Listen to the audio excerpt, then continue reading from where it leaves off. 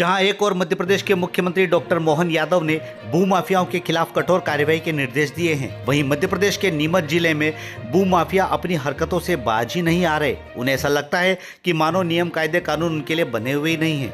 ये प्रशासन के नियमों को सरेआम ठेंगा दिखा रहे हैं। सबसे पहले दिव्यांग की जमीन पर अवैध रूप से कब्जा करने का मामला जावद विधानसभा क्षेत्र का था, जहां पर एक दिव्यांग अपनी खुद की जमीन का पैसा लेने के लिए दर दर भटक रहा है और इतना लंबा समय बीत जाने के बाद भी प्रशासनिक कोई बड़ी कार्रवाई देखने को नहीं मिल रही, जिससे साफ पता चल रहा है कि भूमाफियाओं की पकड़ कितनी ऊपर तक है और उन्हें किस प्रकार से राजनीतिक संरक्षण प्राप्त है, जिसकी वजह से प्रशासन तक कठोर कार्रवाई नहीं कर पा रहा।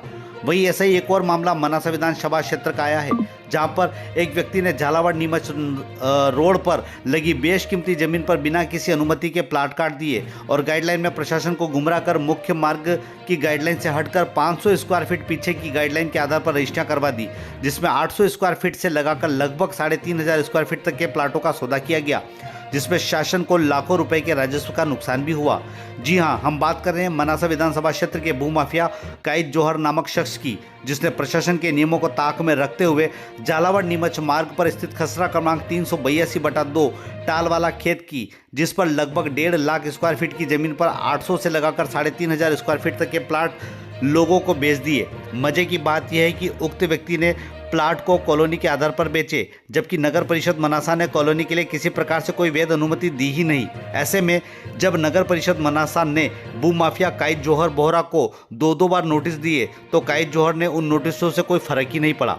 थक हार कर आखिर नगर परिषद मनासा ने एसडीएम मनासा को लिखित में पत्र देकर बताया कि उक्त शख्स प्रशासन के नियमों को ठेंगा दिखा रहा है और ऐसे व्यक्ति के खिलाफ विधिवत कार्रवाई होनी चाहिए। ऐसे में अनुविभागीय अधिकारी ने काइद जौहर बोहरा को दिनांक 29 सितंबर 2025 को एक पत्र जारी कर उनके सभी लीगल दस्तावेजों को लेकर एसडीएम कार्यालय मनासा उपस्थित होने के निर्देश दिए। काइद जौहर ने एसडीएम के निर्देशों को भी सरेआम ठेंगा दिखाते हुए उसी दिन 8 रजिस्ट्री और करवा दी।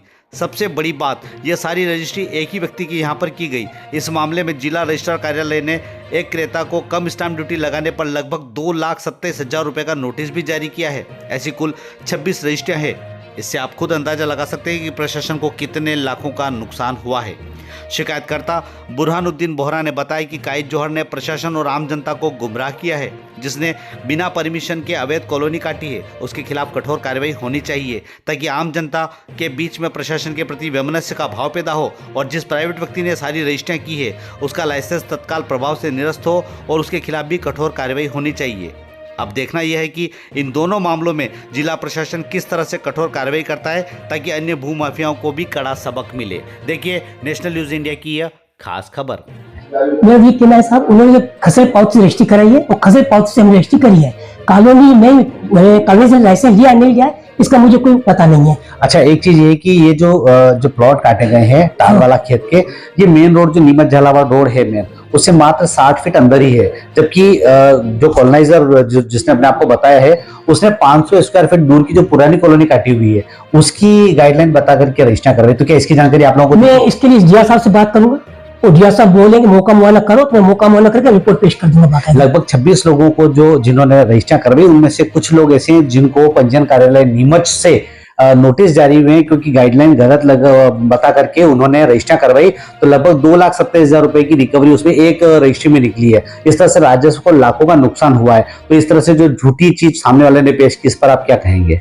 इसके बाद क्या जिया साहब भी रिकवरी करवाएंगे और बाकी जो डॉक्यूमेंट जो क्षति हुई है तो जिया से बराबर वसूली करवा सकते हैं। अच्छा सर, नगर परिषद मनासा और एसडीएम द्वारा जो कॉलोनाइजर है जिन्होंने अपने खेत पे प्लॉट काटे हैं उनको नोटिस जारी किया था, तो इस प्रकार के कोई पत्र की जानकारी आप तक पहुंची है? मेरे पास कोई जानकारी इसमें की नहीं है। नासा में कायद हुसैन बोहरा की जो 382/2 प्लॉट जो कॉलोनी है जिसपे उन्होंने कॉलोनी काटी है खसा नंबर पर, उसको लेकर के आप क्या कहेंगे?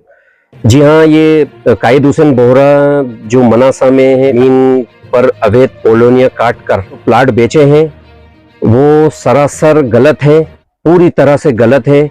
शासन की गाइडलाइन का उपयोग नहीं किया गया है और 800 से 3,500 स्क्वायर फीट की जो जमीन है के जो प्लॉट है वो काटे गए हैं। गलत गाइडलाइन बताकर रजिस्ट्रियां की गई है, जिससे शासन को लाखों की हानि हुई है, लाखों का राजस्व हानि हुई है और लाखों का नुकसान हुआ है।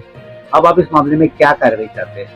जी हाँ, मैं इस मामले में ये कार्रवाई चाहता हूँ कि नगर परिषद जिला कलेक्टर महोदय साहब से निवेदन करता हूँ कि उक्त मामले में उचित कार्रवाई करते हुए दोषियों के खिलाफ कार्रवाई की जाए एवं जिस प्राइवेट व्यक्ति के यहाँ रजिस्ट्री हुई है उनका लाइसेंस बिल्कुल रद्द कर कठोर कार्रवाई की जाए।